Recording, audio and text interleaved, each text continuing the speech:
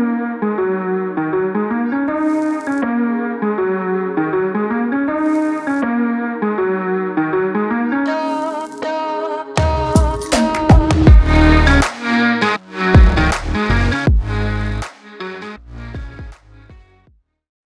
everybody, Jackson Perry here, JP Outdoors. I'm going to go through a quick how-to video today. I've been catching a lot of fish this year on a simple rig called the Texas rig. So we're going to go through and show everybody how I like to do it. There's many different ways, there's a lot of different baits. Here's some of the most common things you're going to see when people talk about Texas rig fishing.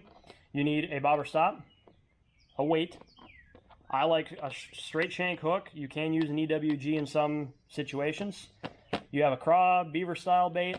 A lot of people like throwing a Texas rig with a lizard or a Senko. Alright, we are going to go through and show everybody how I like to rig a Texas rig. So there's two different ways that you can do it, either pegged with a bobber stop or not pegged, which is obviously without a bobber stop. And I'll explain the difference here in a little bit.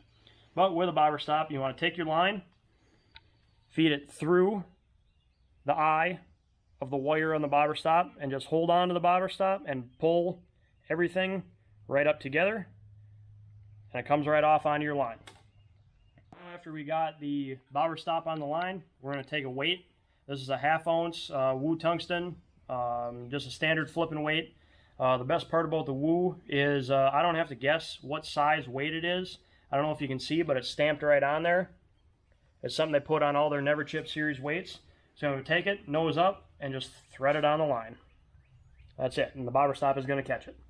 The next thing, I'm going to take a straight shank hook, because this is going to be just a pitching and flipping, a light pitching and flipping setup. I really like straight shanks for doing this. I just believe I lose less fish on them, and if I do get a big one in some thicker cover, I don't think it bends out as easy. So I'm just going to quickly tie a knot here. It's nothing special. Just a double pitching. A lot of people like to snell knot when they're flipping and pitching. I do sometimes, especially if it's really thick, heavy cover, you know, if I'm flipping really heavy braid or something like that. But on this fluorocarbon line, I just believe the double pitching works, and I don't really have any issues with losing a bunch of fish. So that's what I continue to use. And there we go. Now, I said earlier I was going to talk about the difference between pegged and not pegged. With pegged, you take this bobber stop and you slide it all the way down to your weight. That's going to keep the weight right next to the hook. Reasons you want to do this is flipping heavy cover or something like that. When you're dragging that bait along through there or around wood or something, this weight is going to stay connected to your bait and it's not going to like free float or get hung up as easy. Not pegged, I'm just going to slide this bobber stop way up there so I can show you. Not pegged is where the weight is free running like this. If I'm going to fish a Texas rig offshore, I am definitely not going to peg it. I'm going to allow that weight to free float. It gives that bait a little natural, more natural presentation, and I just believe the fish like it better when you're not in super heavy cover. So these three styles of baits are the most common that I notice people using. You know, the craw, the lizard, the Senko. I'm going to take this craw, and I'll show you how to rig this. And this is the actual Texas rigging part. So you take the hook point and go right dead center of the bait, just a little bit in, and then take the hook point and come out the nose of the bait. Thread it on up on there. Now when the hook is like this, you want to turn it all the way around.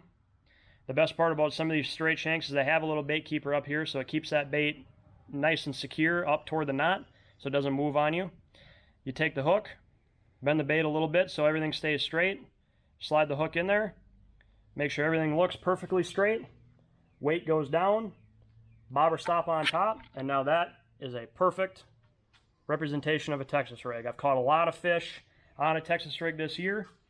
It's one of my confidence baits. It's something that I've always seen. If I need a keeper, I'm probably going to pick this up and throw it around for a while on docks, bushes, lay down trees, or just offshore dragging a big worm or a big cross style bait like this. I just have a lot of confidence in it. There's a lot of different ways to fish it. I'm going to throw a Texas rig like this. If I'm light pitching and flipping, this is 22-pound fluorocarbon line. That is a 7.3 heavy action rod. It's got a fast tip. You can see the tip on here is fast, but it's not like overly fast. So I still get a lot of load in the rod. It really gets them fish out of that cover really well. The 7'3" I really like because, one, if you're flipping a long rod all day, it's definitely going to wear on you versus a shorter one. So I like taking the 7'3". This is a Kistler Helium. It's a 5-power, so heavy action. This is just a Curado 70 reel. It's got a lot of, it doesn't have a huge spool on it. You don't need a lot of line when you're, close quarter fishing like this. And if I flip this thing out there and bring it on back, the 7'3" allows me to really get that bait and skip it across the water easier on like a pitch skip, like that. Underneath docks, underneath wood, around cover. If I have a longer rod, it just really hinders your accuracy. So this is what I like to use. All right, that is my how-to on how I like to rig and some, kind of fish a Texas rig. Some of the different style things that I do. Get out on the water, try a Texas rig, and I promise you, you're going to put a few more fish in the boat, especially when they're freshwater.